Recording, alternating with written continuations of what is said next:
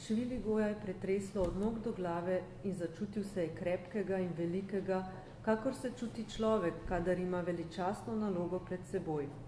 Glava mu je segla do stropa in izpregovoril je dolg stavek, poln širokih samoglasnikov in donečih končnic.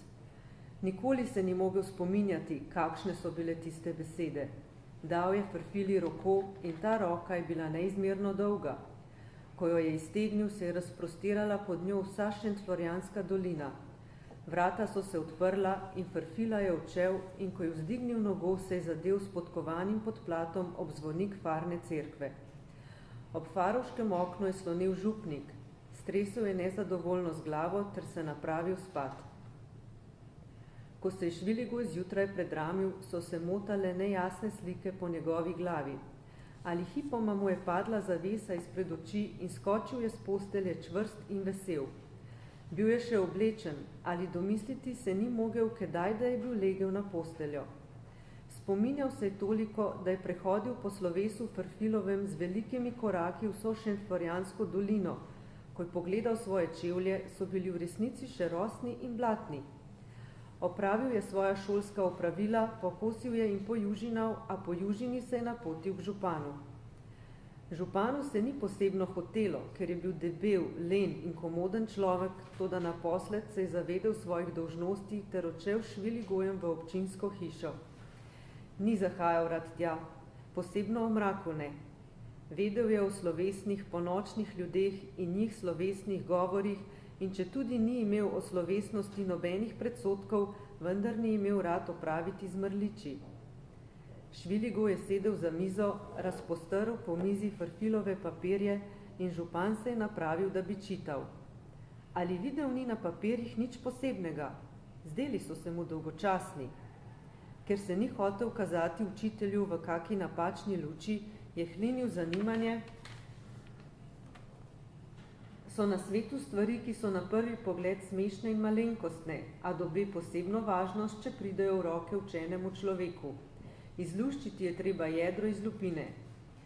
Šviligoj se je prestopil parkrat po sobi, glavo vzravnano, roke v hlačnih žepih. Kaj sodite?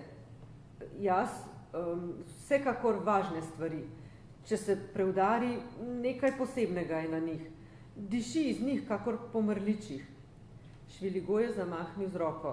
Ali ne, ne mislim tega. Naj diši po komorkoli, to je postranska okolnost. Kaj sodite, da je treba storiti? To je vprašanje. Župan je bil v zadregi. Recite svojo, potem porečem svojo. Gospod župan, tisto uro, ko sem ugledal pod sabo lepo dolino Šentflorjansko, me je obšlo nekaj posebnega. Čutil sem, da je blizu velika naloga mojega življenja. Videl sem cilj na koncu svoje dolgočasne poti. V Šentflorjanu se je rodil imeniten človek, čigar dejanja bodo raznesla ime Šentflorjanske fare po vsi širni domovini. Župan je vstal ter se odkril.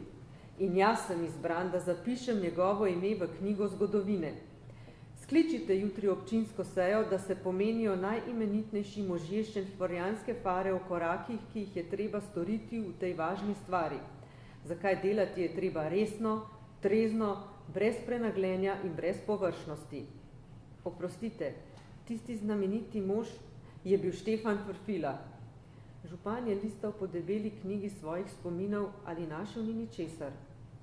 Njegova velika obče koristna dela so danes še neznana, če tudi uživamo neprenehoma njih sadove.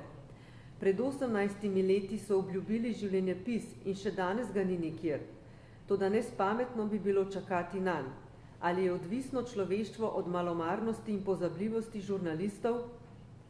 Župan ni razumel ničesar in želel je na tihem, da bi bili ostali tisti papirji, kjer so bili.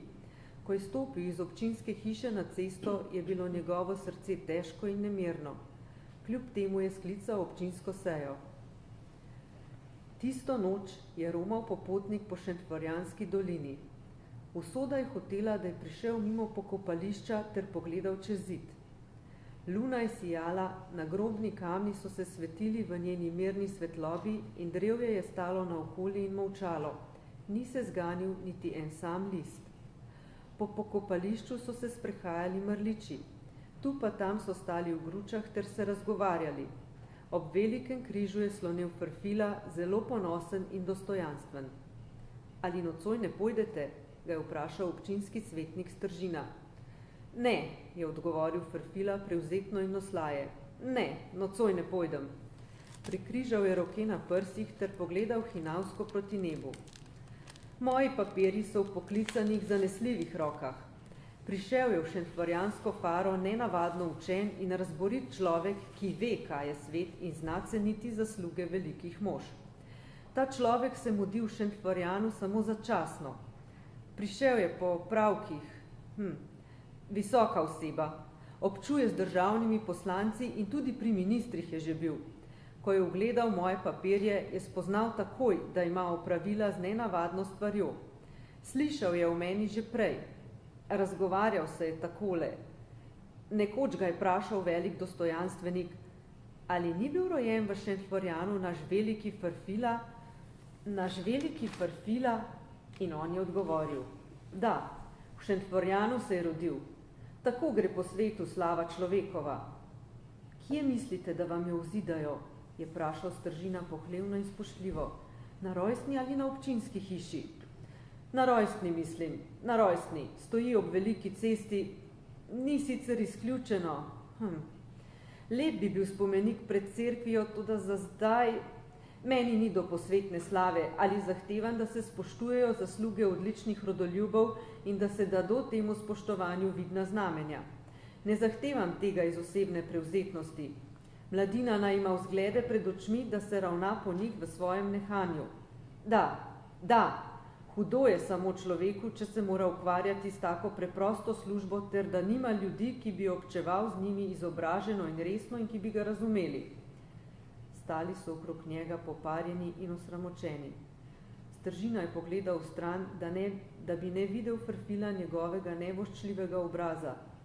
Po desni rami mu je lezel velik črv. Popotnik je slonel ob zidu, poslušal je ter se čudil. Nikoli v svojem življenju še ni slišal kaj enakega. Polagoma je zlezel 2 gube in spanec ga je premagal. Spal je do jutra, ko mu je zasijalo sonce na oči. Zgodi se, da vzklije v kakem samotnem kotu nova ideja, v kateri leži toliko bogatstva, da bi živela od nje cela generacija. Ideja vzklije in vrtnar, ki jo je poklical iz rodovitne prsti, ji zaliva ter jo obdari z večno krasoto. Ali ko jo prinese na prodaj, hodijo ljudje mimo in nihče se ne zmeni zanjo. Zasmehovani vrtnar jo spravi in jo nese v svoje tiho prebivališče ter umrje. Po desetletjih in stoletjih šele pride bister človek, da jo izkoplje znova, ji iznova zalije ter ji da nove krasote. Ljudje se čudijo in blagrujejo vrtnarja. Tako rabijo nekatere ideje dolga leta, da pridejo do ugleda in moči. Toda časih se pripeti, da se razraste neznatna stvarca v silno stvar brez pomoči sama po sebi.